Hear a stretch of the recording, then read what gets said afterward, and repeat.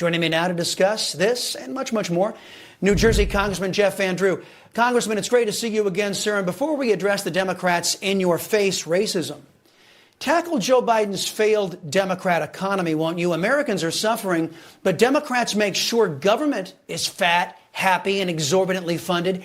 Even your own party boss, Mitch McConnell, is dedicated to this rampant, uncontrolled spending, putting up no roadblocks by insisting on regular order to counter this Democrat destruction.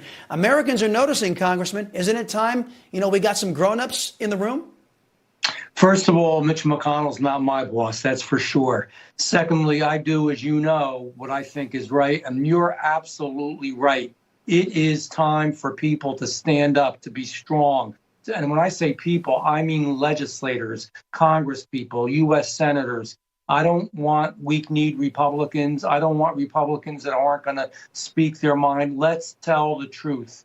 This nation is on the precipice. We could easily lose it if we're not careful. We need a nation that believes in the basic values of being number one, of being strong, of having a strong economy, which we don't have right now for the host of reasons that you said already, because our interest rates are going up, because people can't keep up with the pace of inflation. Yeah, they may get some pay increases, but overall, their pay is worth less than it ever has been before. And as far as everything else that's going on in this country, it's going to be important to find out where people stand. I think there are a lot of people of color and not of color who've had enough. We want a free America, a strong America, a safe America, a good America, where every race, color, and creed does have opportunity, but not where you try to create purposeful division and say, well, we're going to do more for this race than that race, or we're going to help these people more than those people. No, the job is equal opportunity for everybody to have a chance. And that's what should be done. And my God, especially what should be done in natural disasters. Well, Congressman, I want to expand on the preamble. Democrats are weaponizing race in your own state. The so-called Justice Department is accusing a Jersey bank of something called redlining. The DOJ defines redlining as, quote, an illegal practice in which lenders avoid providing credit services to individuals living in communities of color because of the race, color, or national origin of their residents in those communities. They are using this issue of race to force banks to lend to people who can't pay back the loan, Congressman. This was the same stupidity that led to the 2008 crash. Lankland Bank admitted no wrongdoing, but is going to agree to pay $12 million anyway in a settlement. Congressman, two questions.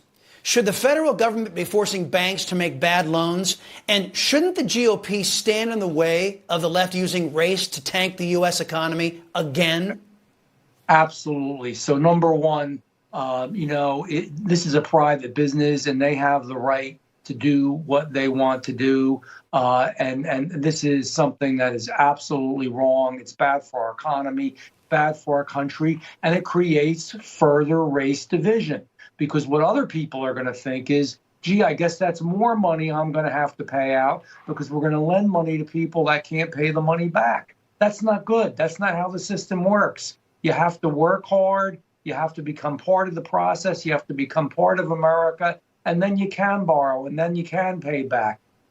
Literally, not only is the Democratic Party basically racist because of all the things that you mentioned, they've institutionalized people of color. And by that, I mean the way that, they had the Great Society and all the development that occurred that, crammed people into what later became ghettos and housing that later became unsafe. That wasn't good. Diminishing the role of mothers and fathers and parents, which we're now doing to everybody. That isn't good.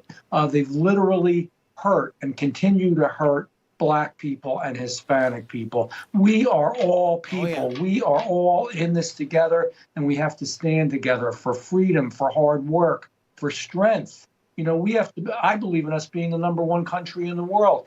I know I'm straying just a bit, but can you believe that almost all the drugs that are made, all the prescriptions literally come from communist China? America can't make our own prescriptions. It's unbelievable. I mean, we've made ourselves so vulnerable. I'm right there with you, Congressman. Yep. Can you believe that we're running here's something out else of that's unbelievable. armamentarians? I wanted to get your opinion on. Our national security appears, from this observer, from the outside looking in, our national security is collapsing. First, Mr. Biden uses our strategic petroleum reserve to ease the pain at the pump that his anti-energy policies created. Now we learn that Joe Biden's drawdowns have pushed our weapons stockpiles to dangerously low levels, leaving us vulnerable from an ever-aggressive China. This follows U.S. Army recruitment dropping by 25%. If the GOP takes back power in the House, Congressman, has Congressman McCarthy assured you that the GOP will take just as bold of steps at restoring the U.S. military as the Democrats have taken in undermining it? Yes, he has. But you know what? We're going to make sure, because I'll tell you, for one, whatever party you are, I'm a conservative and I'm a conservative Republican, and I believe it's time to stand up and tell the truth. So if I feel, and I hope and I believe that he will, Kevin McCarthy isn't doing something that needs to be done, I'm going to stand up. There are others that are going to stand up and fight for it.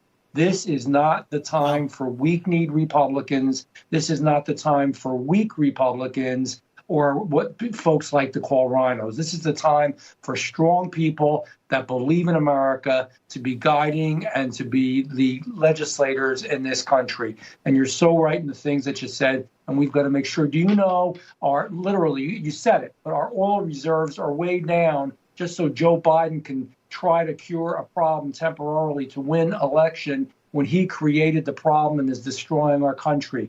Do you know our military munitions are way down because, again, we're just giving them away to Europe, around the world, and we're giving them to Ukraine? I feel bad for Ukraine, I do. But I also feel bad that, we have to tell veterans we don't have the money to take care of them, or we have to tell others that we can't do the right thing in this country and be strong, or build a border wall, or make sure that we don't have illegals crossing literally into our country, bringing fentanyl, bringing disease. No, I'm with you, Congressman. Bringing terror. I'm with you. Come on, we got to stop it. I am plumb out of time for this segment, but Congressman, I will invite you back on sometime soon, especially before the election, and in particular, if the Republican Party is not following through to push back on Democrats. Thank you, sir.